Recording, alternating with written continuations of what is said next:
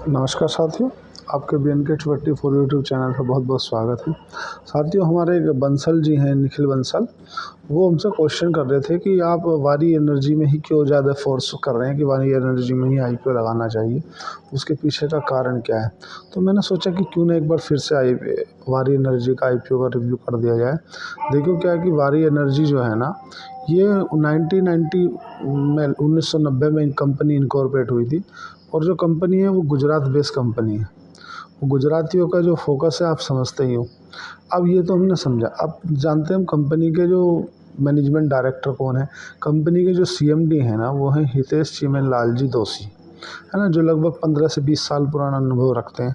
और जो कंपनी की CFO है ना, वो है सोनल श्रीवास्तव। उनको भी काफ़ी 10 से 15 साल पुराना अनुभव है। उन्होंने लगभग ये मान लो कि इस वेदांता जैसी कंपनियों में काम किया है। अब जैसा उन्होंने मैनेजमेंट ने बताया कि हम इस पैसे का क्या करेंगे कि हम अपनी कंपनी की कैपेसिटी एक्सपेंड कर रहे हैं। पहले हम ये समझ लें कि कंपनी का बिजनेस समझ लें, तब उसके बाद हम इसके बारे में चर्चा करेंगे। देखो कंपनी काम क्या करती है, सबसे सिंपल फंडा। जब भी हम किसी IPO का रिव्यू करते हैं तो हमारा जो बिल्कुल जीरो से क्वेश्चन रहता है वो ये रहता है कि वो कंपनी काम क्या करती है, बिजनेस क्या करती है।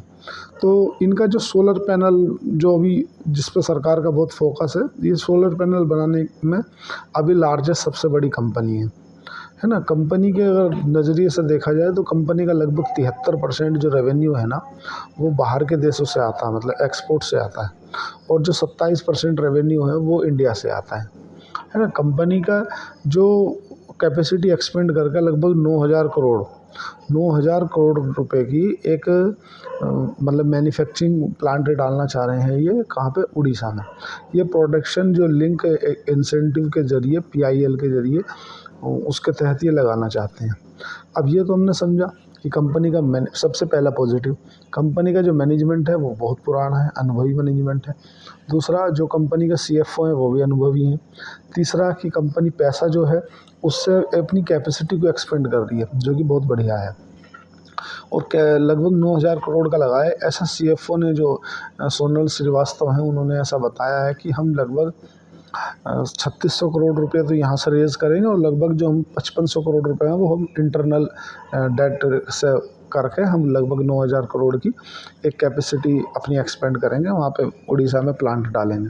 तो जो कि बहुत ही अच्छी बात है। और एक सबसे बढ़िया बात क्या है कि ये जो कंपनी है ना, 20 देशों में एक्सपोर्ट करती है। 20 देशों में ये कंपनी एक्सपोर्ट करती है, तो ये कंपनी के लिए बहुत पॉजिटिव बात है। तो जो कंपनी का IPO थोड़ा सा समझ लेते हैं। तो एक निखिल जी पूछ रहे थे कि वारी थोड़ा सा अजीब सा नाम नहीं लग रही? वारी कुछ नहीं है ऐसा। एक मैं इंटरव्यू देख रहा था तो उसमें जो कंपनी के मैनेजमेंट हैं, जो कंपनी के CMD हैं हितेश चिमन जी दोषी, उन्होंने ऐसा बताया है कि एक मतलब महाराष्ट्र में एक अकोला के पास में एक वारी नाम का हनुमान जी का मंदिर है। और उस मंदिर के वहाँ पर, मतलब वो गांव है एक तरह से, वहाँ उनका जन्म हुआ था, तो वारी उस नाम के ऊपर उन्होंने कंपनी का नाम रखा है। ऐसा इसका इतिहास है। अब हम समझते हैं कि कंपनी का IPO कितनी तारीख से कितनी तारीख तक खुला रहेगा। कंपनी का जो IPO है साथियों, वो 21 तारीख से 23 तारीख तक के बीच में खुला रहेगा। और जो इसका प्राइस बैंड है वो 1427 से 1503 रुपये का प्राइस बैंड है। और जो 9 शेयरों का एक लॉट है और 13,527 रुपये जैसे एक लॉट पे एक रिटेलर के लगेंगे। और लगभग 4321 करोड़ का जो कंपनी इशू ला रही है, जिसमें 3600 करोड़ रुपए कंपनी फ्रेश इशू कर रही है और 700 करोड़ के जैसे कुछ कंपनी OFS के जरिए ला रही है। अगर पोस्ट IPO के कंपनी का जो मार्केट कैप बनेगा वो लगभग 43,000 करोड़ का बनेगा। मतलब कंपनी लगभग 43,000 करोड़ की हो जाएगी।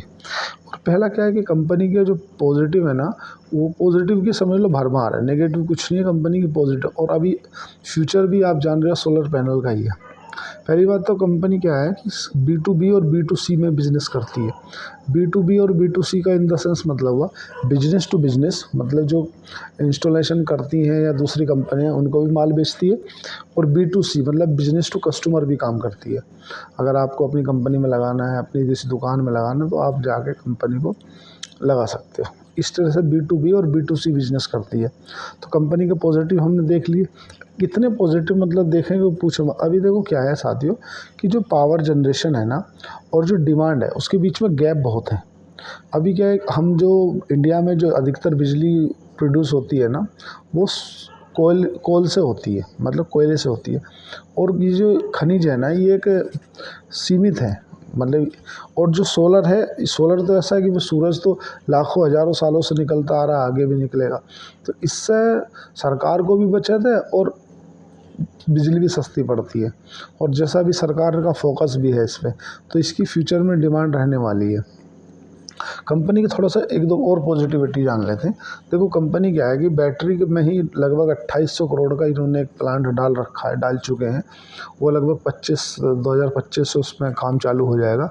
जो सोलर पैनल के अंदर जो सेल लगती है ना उसकी बात कर रहा हूँ मैं, है ना। और पहला क्या है, देखो कंपनी के पास में कैश बहुत है।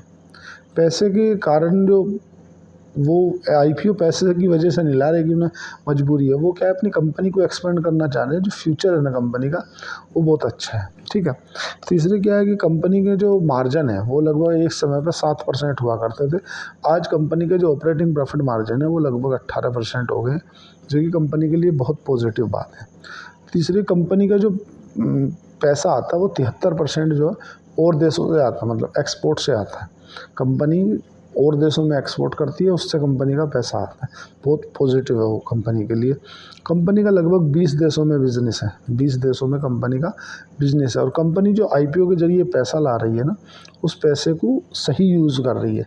सही यूज क्या होता है कि उससे आप अपनी कैपेसिटी एक्सपेंड करें, वो पैसे का सही यूज माना जाता है। अब ये तो हमने समझा। अब हम जानते हैं कि कंपनी का, चलो जो मैनेजमेंट मुझे लगा, मैनेजमेंट और सीएफ हो गए, जो मैंने उनकी कॉल भी सुनी है और उनका बैलेंस शीट भी देखी है, मुझे बहुत अच्छा लगा कि हाँ यार इस कंपनी में दम है। और मैं कभी होंडाई के आईपीओ में अवॉइड की सलाह दे रहा था, लेकिन इसमें मैं सभी को बोल रहा हूँ कि वारी एनर्जी इंजीनियरिंग में ज़रूर लगाएं। कंपनी का क्या माइंडसेट जो है ना वो ग्रोथ का माइंडसेट है। दूसरा कि कंपनी के पास में जो लगभग 2500 करोड़ के रिजर्व हैं और उधारी है मात्र 200 कुछ करोड़ की।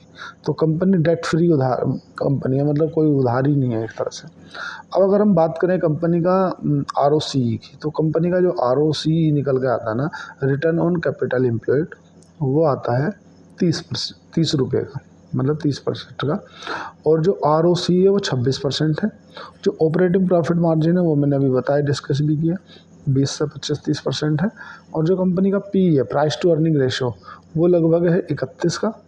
और जो कंपनी का ईपीएस निकल के आता है ना, अर्निंग प्रति शेयर, वो है 48 का, जो बहुत ही अच्छा है। अभी एक इसी से रिलेटेड एक कंपनी लिस्ट हुई थी साथियों, कंपनी का नाम था प्रीमियम एनर्जी। उसका जो अभी पी चल रहा है ना, प्राइस टू अर्निंग रेशो, वो 151 का चल रहा है। मतलब वो कंपनी वास्तविकता में बहुत महंगी हो चुकी है, वो अब इस लायक नहीं बची। अब पी वाइज अगर देखा जाए ना, तो जो हमारे पाँच फैक्टर होते हैं हमारा, किसी भी कंपनी को हम रिव्यू करते हैं। तो पहला कि कंपनी का बिजनेस मॉडल बढ़िया होना चाहिए, जो कि अच्छा है। दूसरा कि कंपनी की वैल्यूएशन सस्ती होनी चाहिए, तो वो भी है। तीसरा, कंपनी का जीएमपी अच्छा चलना चाहिए, तो लगभग डबल का जीएमपी चल रहा है। आज अगर आपका आईपीओ लग जाता 15,000 तो आपको 30,000 रुपये मिल जाएंगे, ये भी फैक्टर सही है। चौथा, एंकर लिस्ट आ जाएगी तो हम उसके बारे में डिस्कस कर लेंगे। ये तो हुई साथियों अब इसकी बात। अब हम अगर समझें कि प्रीमियम एनर्जी में ऐसा क्या है जो और आईपीओ में नहीं है।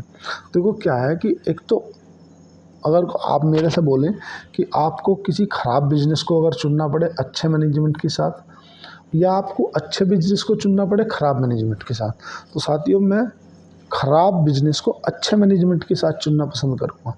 क्योंकि जो मैनेजमेंट अच्छा है ना, अनुभवी मैनेजमेंट है, पुराना मैनेजमेंट है, वो एक ख़राब बिजनेस को भी, लॉस मेकिंग बिजनेस को भी प्रॉफिटेबल बिजनेस बना देगा। और अगर कोई बिज़नेस अच्छा है और मैनेजमेंट ख़राब है तो वो अच्छे बिज़नेस को भी ख़राब कर देगा। देखिए साथियों, मेरा ऐसा आपसे सलाह है कि आप कम से कम जो भी करें ना, जो भी करें, एक तो कंपनी पढ़ें, कंपनी को कौन कॉल सुने, और जितना भी हो सकता हो पढ़ाई करें। एफएनओ इंटरडे बिल्कुल ना करें, और कम से कम करना है तो स्विंग ट्रेड करें। साथियों आज के लिए इतना ही। चैनल को लाइक करें, सब्सक्राइब करें, कमेंट करें। धन्यवाद।